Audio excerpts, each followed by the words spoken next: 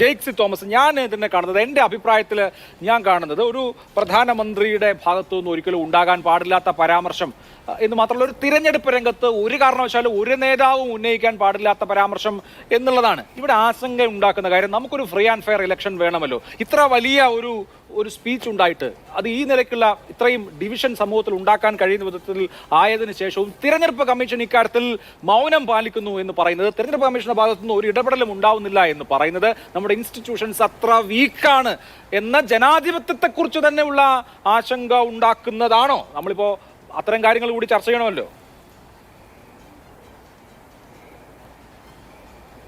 തീർച്ചയായിട്ടും ചെറിയ സാങ്കേതിക തകരാർ നേരിട്ടുകൊണ്ട് കോൺഗ്രസ് BJP പ്രതിനിധികളുടെ ഒരു പ്രതികരണം എന്താണെന്ന് പൂർണ്ണമായും എനിക്ക് കേൾക്കാൻ കഴിഞ്ഞിട്ടില്ല. അപ്പോൾ അങ്ങയുടെ ചോദ്യത്തിൻ്റെ വിശദാംശങ്ങളിലേക്ക് തന്നെ നമുക്ക് പോകാം. ഈ പറഞ്ഞതുപോലെ തെരഞ്ഞെടുപ്പ് കമ്മീഷൻ, സാധാരണഗതിയിൽ ഇന്ത്യൻ തെരഞ്ഞെടുപ്പ് കമ്മീഷൻ ഇത്തരം വിദ്വേഷ പ്രസംഗങ്ങൾ നടത്തിയിട്ടില്ല.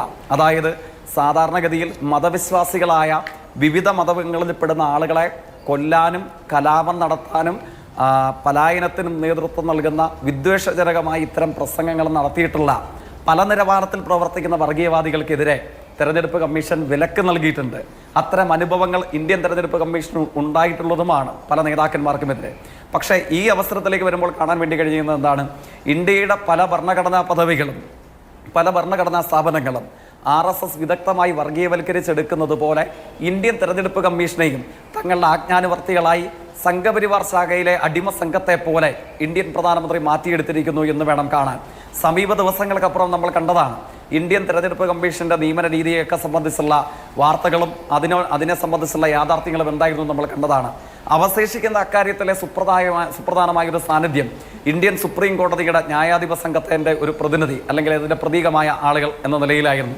ഇപ്പോൾ സംഭവിച്ചിട്ടുള്ളതോ, സുപ്രീം കോടതിയുടെ ന്യായാധിപ സംഘത്തിൻ്റെ പ്രതിനിധിയെ പോലും ഒഴിവാക്കി പരിപൂർണമായി സംഘപരിവാർ വിടുവേല ചെയ്യുന്ന RSSന് ദാസ്യപ്പണി എടുക്കുന്ന ഒരു സംഘമായി ഇന്ത്യയിലെ തെരഞ്ഞെടുപ്പ് കമ്മീഷനെ ഇന്ത്യൻ പ്രധാനമന്ത്രിയും സംഘപരിവാരും ചേർത്ത് മാറ്റിയിരിക്കുന്നു എന്നുള്ളതാണ് നമ്മുടെ നാടിപ്പോൾ കണ്ടുകൊണ്ടിരിക്കുന്നത്.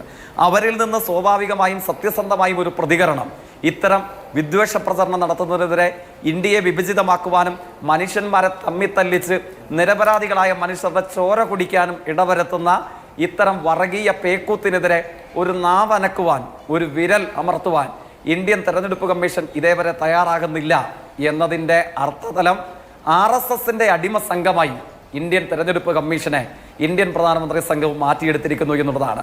ഇത് തന്നെയാണ് നമ്മുടെ സാംസ്കാരിക സ്ഥാപനങ്ങളുടെ കാര്യത്തിലും പാഠപുസ്തകത്തിൻ്റെ സിലബസ് രൂപീകരണ സമിതികളിലും ഇന്ത്യൻ സർവകലാശാലകളുടെ അനുഭവങ്ങളിലും മറ്റു ജീവിത സംബന്ധമായ പല മേഖലകളുടെയും ഭരണഘടനാ നിർമ്മാണ അതോറിറ്റിയുടെ ഭരണഘടനാ സ്ഥാപനങ്ങളുടെ കാര്യങ്ങളിൽ ഇതുതന്നെയാണ് ഇക്കൂട്ടർ ചെയ്തിട്ടുള്ളത്. ആ കാര്യം തന്നെയാണ് തെരഞ്ഞെടുപ്പ് കമ്മീഷനെയും കാര്യത്തിൽ ഉണ്ടായിട്ടുള്ളത്.